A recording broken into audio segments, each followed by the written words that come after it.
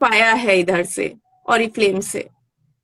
Thank you so much Punita. First of all मुझे भी बहुत अच्छा लग रहा है तुम्हारे साथ यहाँ इस शो पे।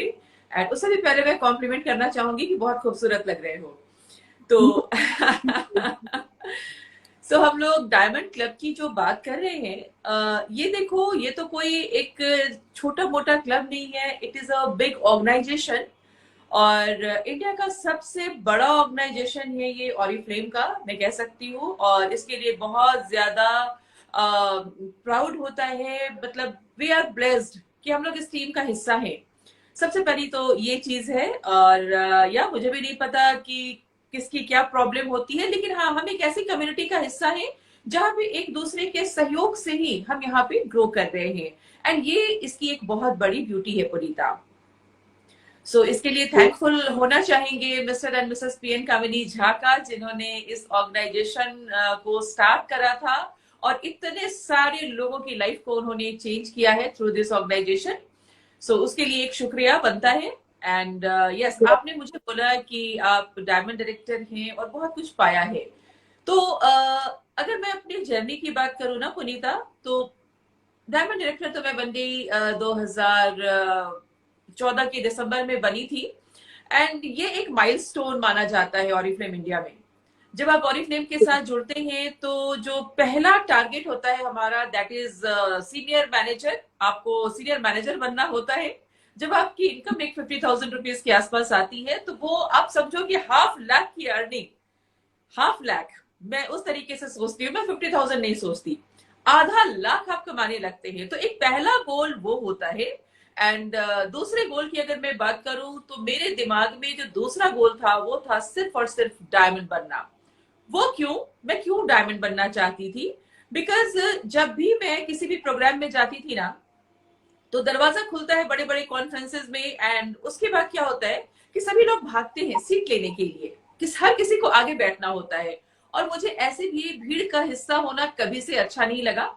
तो जब दरवाजा खुलता था ना, सभी भागते थे, मुझे भागना अच्छा नहीं लगता था। मुझे लगता था यार, मेरे लिए कुर्सी होनी चाहिए कि मैं आराम से जाऊं और अपनी कुर्सी पे बैठूं।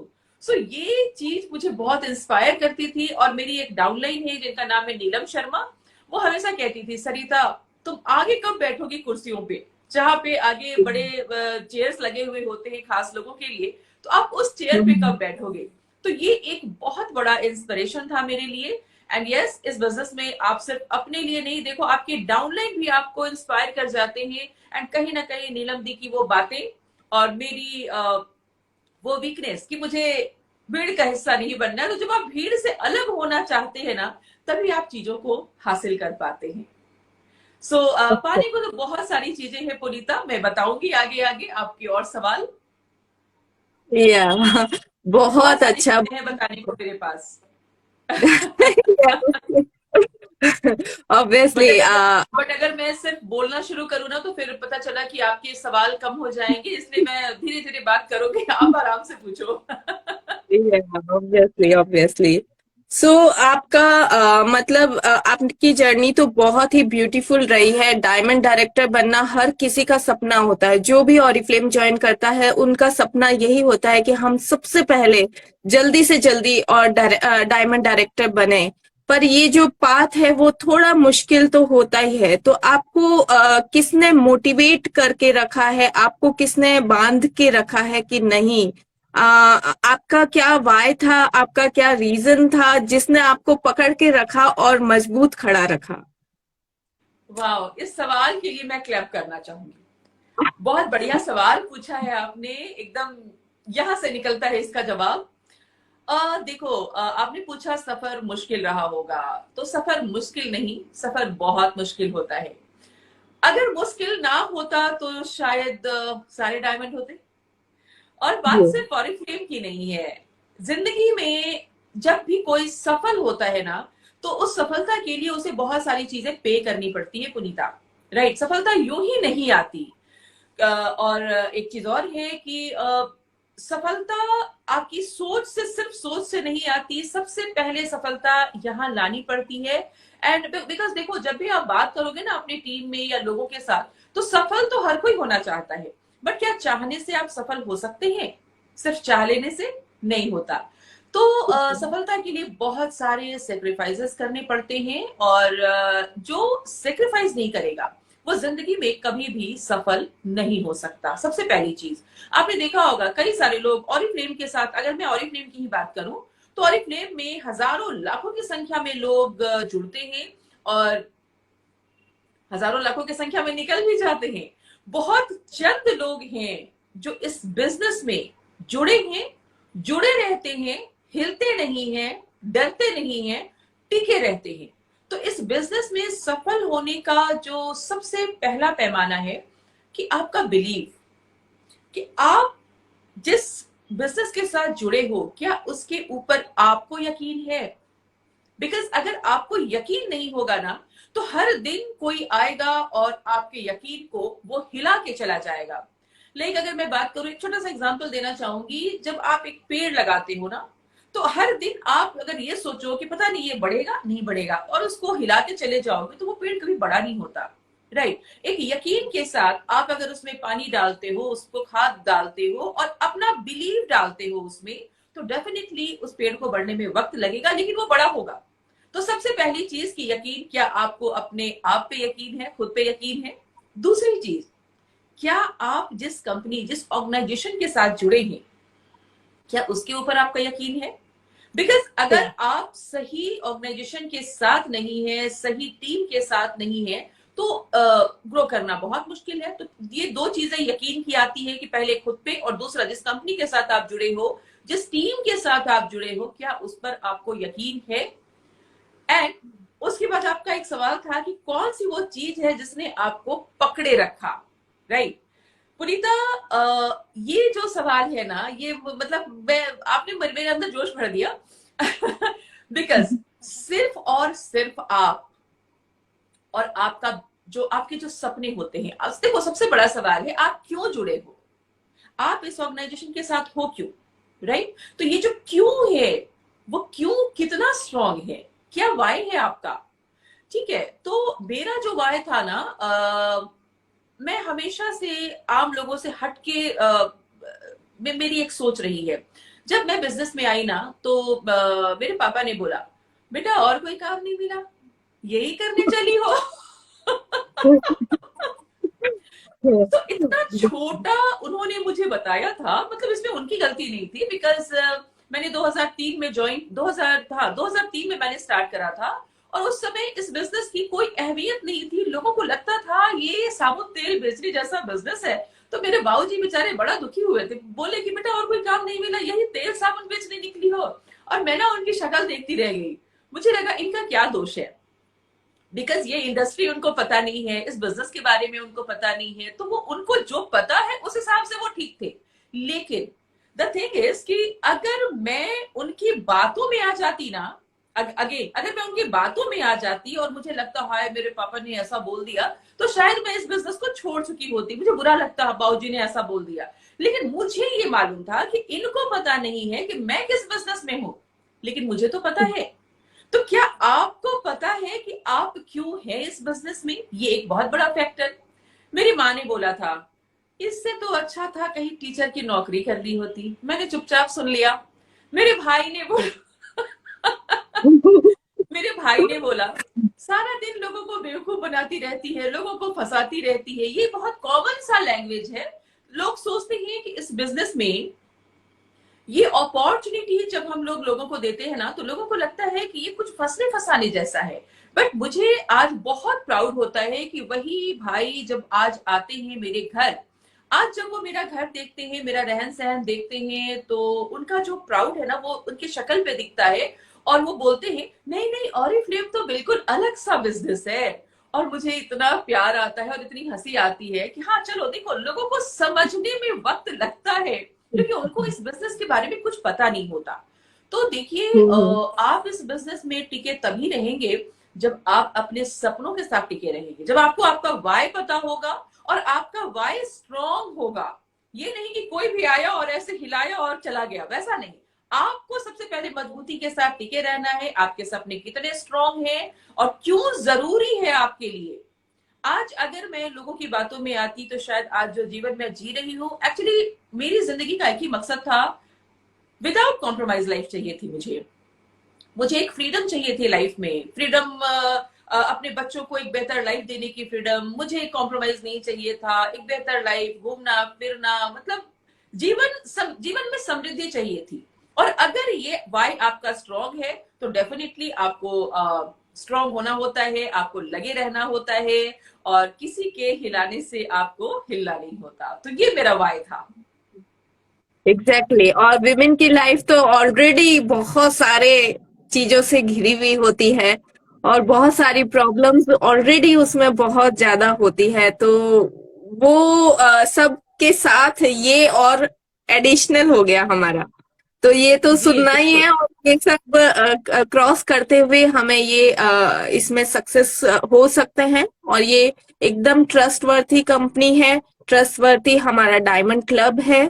सो इसमें हम लोग जैसा एंजॉय कर रहे हैं, आप लोग भी वैसा ही एंजॉय करें, यही हम लोग चाहते हैं। और मेरे टीम मेंबर्स भी है यहाँ पे, तो उनको भी मैं यही कहना चाहती हूँ। सो ये सब ग्लोरी वगैरह पाना ऑब्वियसली टफ रहा होगा। सो सबसे टफेस्ट मोमेंट आपका क्या था, कब आया? सबसे टफेस्ट मोमेंट तो तब आया पुनीता जब इस बिजनेस को मैंने शुरू किया था। अभी आप जब बोल रहे थे ना तो मुझे वो बातें याद आ गई। बिकॉज जब मैंने स्टार्ट किया था ना तो मेरी डॉटर थी तकरीबन 2.5 साल की। और इस बिजनेस को करने के लिए देखो, आज ये बिजनेस बहुत आसान है, हम और आप ऐसे ऑनलाइन बैठ के बात कर रहे हैं, ठीक है। वी आर वेरी फॉर्चुनेट कि हम आज इस एरा में जी रहे हैं। ये वक्त है हमारा जब हम डिजिटल भी बहुत सारी चीजें कम्युनिकेट कर पाते हैं। लेकिन जब हमने स्टार्ट करा था ना तो इस बिजनेस का एक ही ऑप्शन था कि आपको 1:1 जाकर के लोगों से मिलना होता है, राइट। तो एवरी डे ना मैं अपनी 2.5 साल की बेटी को तैयार करती थी और उसके साथ में निकल जाती थी। ना तो मेरे पास स्कूटी थी, ना अपनी कोई गाड़ी थी। सो एवरी डे मेरा ऑटो से आना जाना होता था। तो जब निकलती थी ना तो मेरे पीछे जो हमारे आसपास की पड़ोस की जो महिलाएं होती हैं, आंटियां होती हैं, भाभियां होती हैं, तो इनका जो काम होता है ना वो वॉच करते हैं, ठीक है, कौन क्या कर रहा है। और एक बहुत अच्छी चीज और एक बहुत दुखद चीज मैं बोलना चाहूंगी कि हर कोई आपको आप अपने साथ खींचना चाहेगा। हर कोई चाहेगा कि जैसा वो है आप वैसे बन के रहो। और जैसे ही आप आम लोगों से हट के कुछ करना चाहोगे ना, फिर तो हो गए आप नजर की किरकिरी। फिर हमेशा आपके बारे में बातें होंगी, आपको डिमोरलाइज किया जाएगा। तो सबसे बड़ा चैलेंज यही था कि जब मैं एवरीडे काम पे निकलती थी तो मेरे बारे में बहुत सारी बातें की जाती थी। पता नहीं डेली तैयार होके ये कहाँ निकल जाती है। मैं एक कान से सुनती दूसरी कान से निकाल देती, क्योंकि घर से भी सुनना शुरू कर दिया था मैंने। तो ये बहुत चैलेंजिंग था क्योंकि मैं लोगों को समझा नहीं पाती थी, और सच पूछो तो समझाना भी नहीं चाहती थी। क्योंकि अगर आप कहते हैं ना कि अगर आप हर किसी को समझाने लगो तो शायद फिर आप आगे नहीं बढ़ पाओगे। कोई भी अगर कुछ बोलता है और आप उसको पलट के देखते हो और उसको आप क्लेरिफिकेशन देने लगते हो तो कभी भी आप अपने लक्ष्य की तरफ नहीं जा पाओगे। सो मैं इन लोगों की बातें सुनती रही, काम करती रही। एंड वो वक्त आया विद इन अ ईयर, 2003 में मैंने ज्वाइन किया था। तो बिल्कुल जीरो से ज्वाइन किया था, पैसे भी नहीं आते थे, काम किए जा रही थी, तो लोगों को लगता था पता नहीं कहाँ जाती है। 1 साल के अंदर मैं डायरेक्टर बनी थी। एंड जब डायरेक्टर बनी तो मुझे 50,000 का कैश अवार्ड मिला। मेरी इनकम उस समय 25,000 रुपए आनी शुरू हो गई। मुझे बहुत बड़ा कमोमरेशन मिला था, झारखंड से पहली सीनियर मैनेजर थी मैं।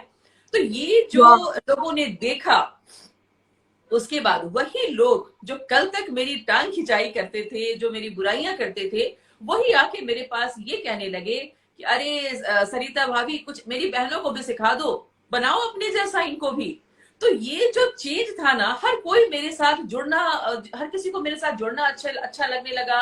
हर कोई मेरी तारीफ करना शुरू कर दिया, अरे तुमने तो बहुत मेहनत की है, सो वगैरह वगैरह। तो ये जब कॉम्प्लीमेंट्स मिलने शुरू हुए उसके बाद तो ये काफी अच्छा लगा। एंड चैलेंजेस देखो बहुत सारे आते हैं। कई बार ऐसा होता है जब आप इस बिजनेस में होते हैं, तो मैं हमेशा कहती हूँ कि इंटरप्रेन्योर की लाइफ बहुत मजेदार होती है। बिकॉज आप अपनी मर्जी के मालिक होते हैं, राइट। आज अगर मूड है तो काम किया, मूड नहीं है तो नहीं किया। लेकिन इसका एक दूसरा साइड भी है पुनीता, कि अगर मेरी आउट स्टेशन की मीटिंग्स फाइनल है तो चैलेंजेस मेरे साथ चाहे जो आ जाए, मुझे वो मेरी प्रायोरिटी होती है। तो कई बार ऐसा भी हुआ है कि 5 साल की बेटी बीमार है घर में, और मुझे उसको छोड़ के जाना पड़ा है, बिकॉज मेरी कमिटमेंट मेरी टीम के साथ भी होती है। तो सफलता यूं ही नहीं आती, बहुत सेक्रीफाइसेस मांगती है। तो बहुत सारे चैलेंजेस आते हैं, लेकिन ये बिजनेस इतना रिवॉर्ड देता है ना पुनीता, कि ये चैलेंजेस कुछ भी नहीं है। और लोग बहुत छोटी छोटी चीजों से घबराते हैं। इस बिजनेस को करने के बाद जो मजा आपको आता है ना, तो ये मजा मिलता उन्हीं को है जो चैलेंजेस लेने को तैयार होते हैं। तो चैलेंजेस तो समझना ही नहीं है, it is a part of life. ठीक है, और वो तभी होगा जब आप अपने वाई को लेकर के कॉन्फिडेंट रहेंगे, आप अपने बिजनेस को लेके कॉन्फिडेंट रहेंगे, एंड इस कंपनी को लेके सबके ऊपर अगर आपका कॉन्फिडेंस है, तो फिर ये चीजें आपको कभी भी रोकती नहीं है। बिल्कुल मन नहीं कर रहा है मैं बोलूं आपका ही सुनने का मन कर रहा है पर ठीक है, अभी टाइम का लिमिटेशन है, अदरवाइज हम लोग काफी बहुत लंबी बात करना चाहते हैं आपसे, और नेक्स्ट टाइम मैं जरूर से आपको इनवाइट कर लूंगी। पहले से आप फिक्स कर लीजिएगा, प्लान कर लीजिएगा। जरूर जरूर। ओके। सो ये तो हुई खुद की बात, अब आते हैं टीम पे। टीम को मैनेज करना कई बार मुश्किल होता है, कई बार थोड़े से विचार अलग हो जाते हैं हमारे। तो टीम को मैनेज करना में कहाँ आपको इजी फील होता है और कहाँ थोड़ा टफ लगता है? बहुत ही कॉम्प्लिकेटेड सवाल, लेकिन बहुत ही जरूरी सवाल। अब देखो, सबसे पहले मैं आपको ये बताना चाहूंगी कि ये जो टीम होती है ना हमारी, किन लोगों की होती है? ये वुमेन वर्ल्ड है। देखा जाए तो ऑरिफ्लेम बेसिकली आप किसके साथ काम करते हो? मैक्सिमम वुमेन के साथ। मेरा भी मैक्सिमम वुमेन है, मेल बहुत कम है। अब जब आप एक वुमेन के साथ काम कर रहे हो ना, तो every women has so many challenges. सबसे बड़ा चैलेंज तो उनका खुद के साथ होता है। उनको मालूम ही नहीं होता है कि मुझे करना क्या है और करना क्यों है। और मुझे इस चीज का बहुत दुख है कि बहुत सारी औरतें सोचती हैं कि उनके हस्बैंड का जो ओहदा है, उस हिसाब से उनको तो ये बिजनेस, मतलब ये बिजनेस उनके लिए जरूरी नहीं है। उनके हस्बैंड के पास इतना पैसा है, वो ना इसी भ्रम में जीती हैं कि उनके हस्बैंड का पैसा उनका पैसा है। मेरी बातें किसी को अगर बुरी लगे तो मैं क्षमा चाहूंगी, लेकिन सबसे पहले मैं आपको ये बताना चाहूंगी कि कभी भी हस्बैंड के ओहदे को अपना ओहदा मत समझिए, क्योंकि सच्चाई आपको बेटर पता है कि क्या हस्बैंड का जो ओहदा है वो आपका ओहदा है? बिल्कुल नहीं। क्या हस्बैंड का जो पैसा है वो आपका पैसा है? सच्चाई है, बिल्कुल नहीं। बिकॉज अठन्नी भी आप उनको बिना हिसाब दिए खर्च नहीं करते। ठीक है, तो बहुत अच्छी बात है कि हस्बैंड का एक अपना ओहदा है, लेकिन आप उस भ्रम में मत जिए कि आप मिसेज शुक्ला है, आप मिसेज मल्होत्रा है, आप मिसेज वर्मा है, और आप इतने बड़े सोसाइटी को में रहते हो, और ऐसा है वैसा है। कुछ नहीं। आप अपनी औकात देखें। अगर आप पैसा नहीं कमाती हैं, तो एक्चुअली आप की लाइफ में मतलब मैं इसको कैसे समझाऊं, बिकॉज ये इंडिया है और इंडिया में हम बातें बहुत जल्दी पकड़ लेते हैं।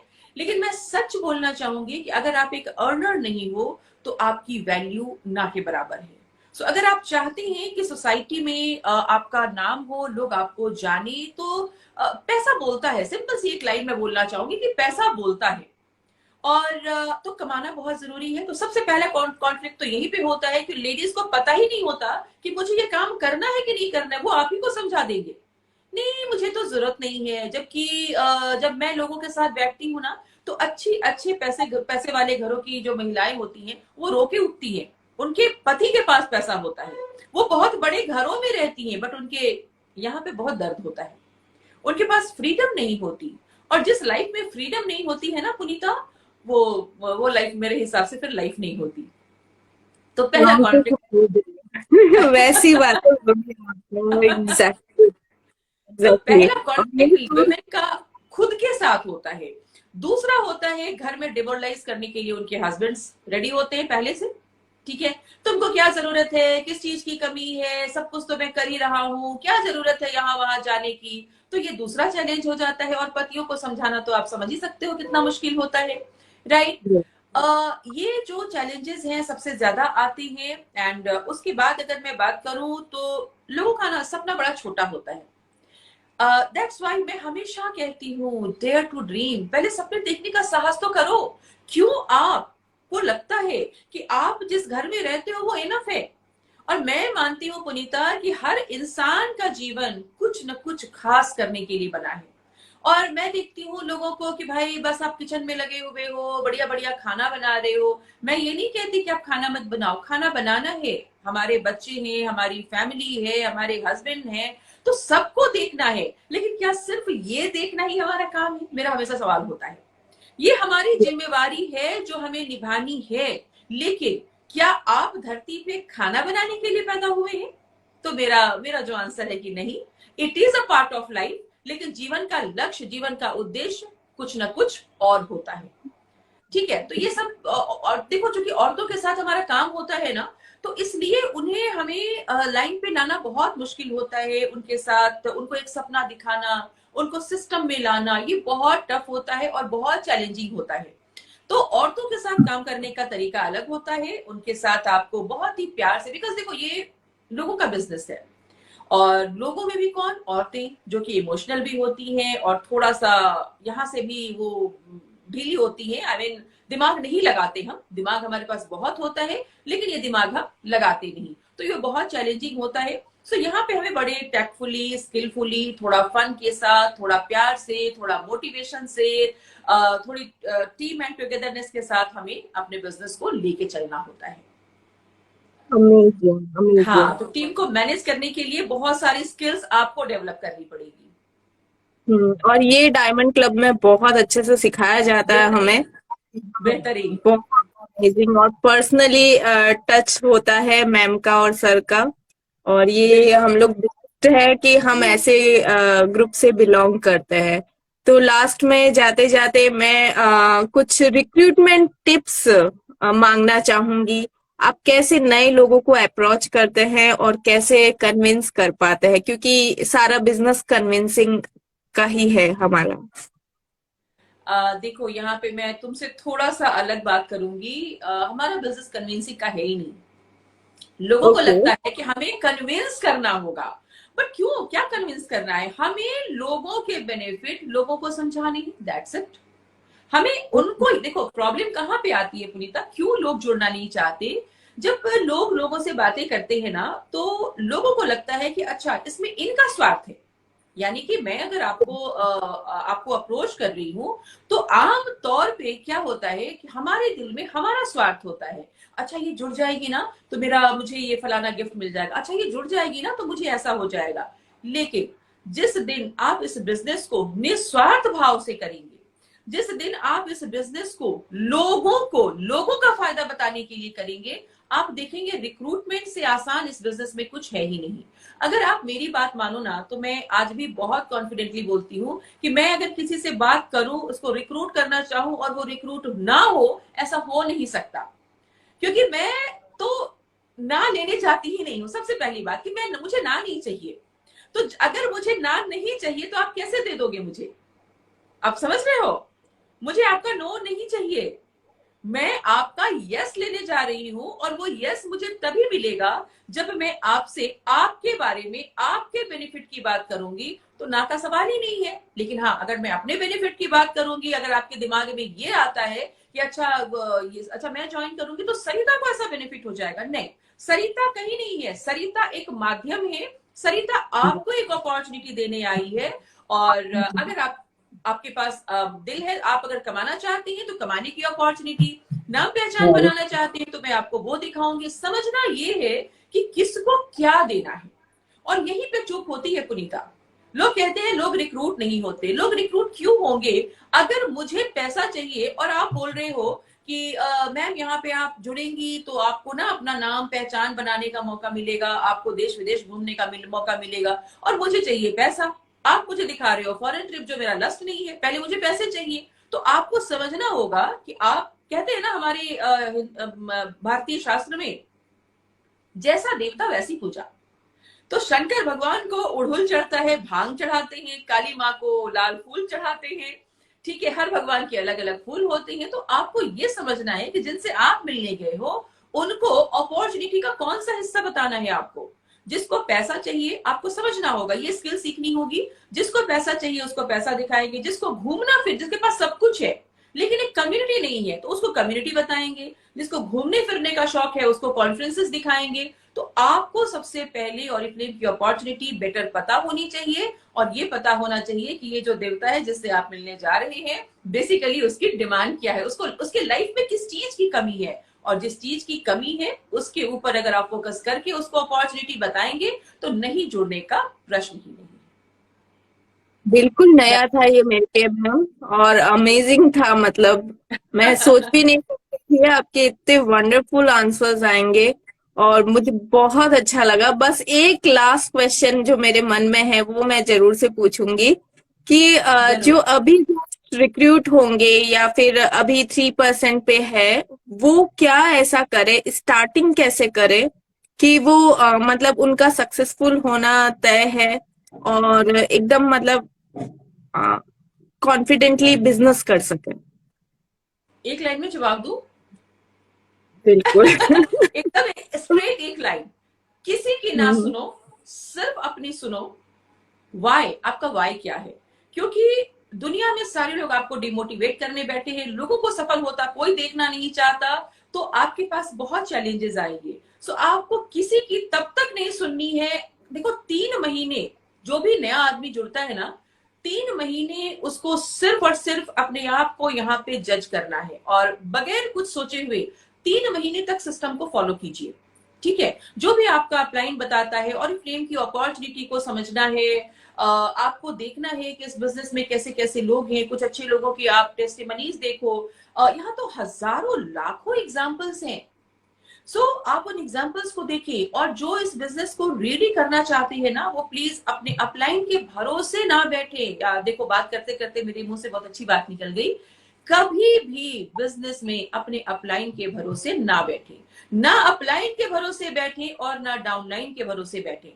बिकॉज अगर मैं अपनी बात करूं ना, तो इस बिजनेस में मात्र 4 से 5 महीने जब मुझे कोई लेके आया, मुझे जिसने भी इंट्रोड्यूस किया था, उसके बाद मैं बिल्कुल अपलाइन रही थी। बिकॉज कुछ हुआ, कुछ ऐसी प्रॉब्लम्स हुई थी, तो मेरा अपलाइन नहीं था, और मेरा अपलाइन चाहता भी नहीं था कि मैं ग्रो करूं। ठीक है, बिकॉज उसका कोई गोल नहीं था। तो अगर मैं अपने अपलाइन के भरोसे होती तो शायद मैं इस बिजनेस में नहीं होती। जहां तक सवाल डाउनलाइन का है, तो जब मैं सीनियर मैनेजर बनी तो काफी अच्छा टीम मेरा स्टार्ट हो गया था, और नॉलेज नहीं होने के कारण जैसे ही मैं सीनियर मैनेजर बनी उसके नेक्स्ट मंथ मैंने अपने नीचे से एक सीनियर मैनेजर निकाला, लेकिन मेरे पास ट्रेनिंग नहीं थी। सो मैं अपनी टीम को संभाल नहीं पाई, तो अचानक से मेरा वो जो ग्रुप था वो कंप्लीटली गिरा। गिरा ऐसा गिरा कि मैं उठने में मुझे काफी तकलीफ आ रही थी। चाहती तो मेरी जो 25,000 की इनकम थी वो 6,000 पे आ गई थी। मैं चाहती तो इस बिजनेस को छोड़ सकती थी, बहुत ऑप्शंस थे। मैं बुटीक चलाती थी पहले, लेकिन ना मैंने डाउनलाइन को के इस बिजनेस को छोड़ने की वजह से इस बिजनेस को क्विट किया, ना ही अपलाइन के सपोर्ट ना होने की वजह से इस बिजनेस को क्विट किया। क्योंकि मुझे मालूम था कि इस बिजनेस से मुझे क्या मिल सकता है। मुझे इस बिजनेस की ब्यूटी पता थी, और इतना जानती थी कि ये बिजनेस किसी एक या दो आदमी से नहीं चलता। ये बिजनेस अपलाइन से नहीं चलता, डाउनलाइन से नहीं चलता, कंपनी के कैब से नहीं चलता। ये बिजनेस एक सिस्टम है, और इस सिस्टम में आप जितने का बिजनेस देंगे उतना पैसा आपको मिलता है। तो फर्क नहीं पड़ता कि ये सेल आप दे किसके साथ रहे हैं। आज अगर पुनीता मेरी डाउनलाइन है और पुनीता नहीं काम कर रही है फॉर एग्जाम्पल, तो क्या मैं ऐसे करके बैठ जाऊंगी, अरे पुनीता तो कर ही नहीं रही है, हाय अब मेरा बिजनेस कैसे होगा। अरे पुनीता नहीं तो सुनीता सही, सुनीता नहीं तो विनीता सही, हजारों लाखों लोग भरे पड़े हैं। ठीक है, तो किसी के भरोसे ना बैठे, ये सबसे मेरी। और ये बिजनेस सिर्फ और सिर्फ आपसे चलता है, ये याद रखें।